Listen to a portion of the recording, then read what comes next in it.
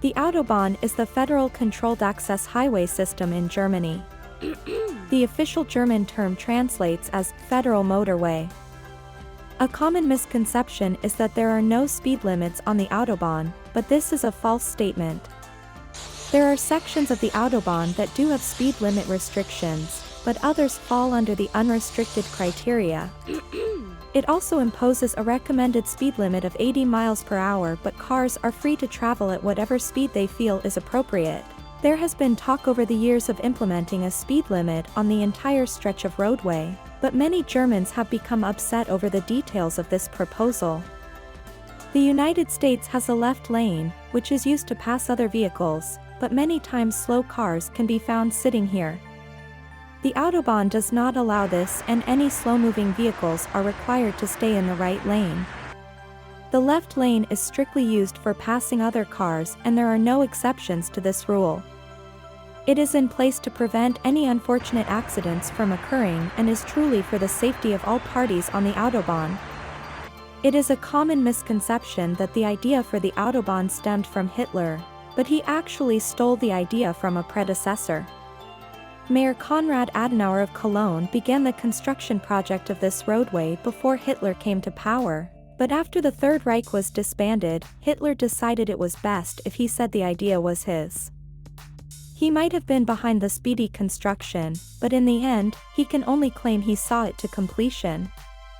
It might surprise you to learn that the fastest speed ever recorded on the Autobahn happened back in 1938. The vehicle was a Mercedes-Benz 5,500 cubic centimeters engine that had 2 superchargers. It produced a top speed of 238 miles per hour and was produced by Rudolf Caracciola, who was a racer for the company at the time. It was an amazing feat, and to this day no one has beat the record he set those many long years ago. You probably think that the Autobahn has initiated the use of tolls to pay for its extensive maintenance efforts, but they have never been implemented. They have incorporated the cost of highway maintenance into their federal budget. They obtain these funds by taxing gasoline and through general vehicle taxes. It has been debated whether or not they should add tolls, but as of now, that has not been passed into law.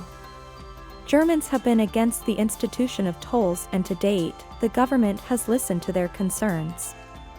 A major reason why the Autobahn stays reliant year after year is due to the freeze-resistant concrete mix that they use on the roadways. This prevents the Autobahn from cracking, as is a common occurrence in the United States.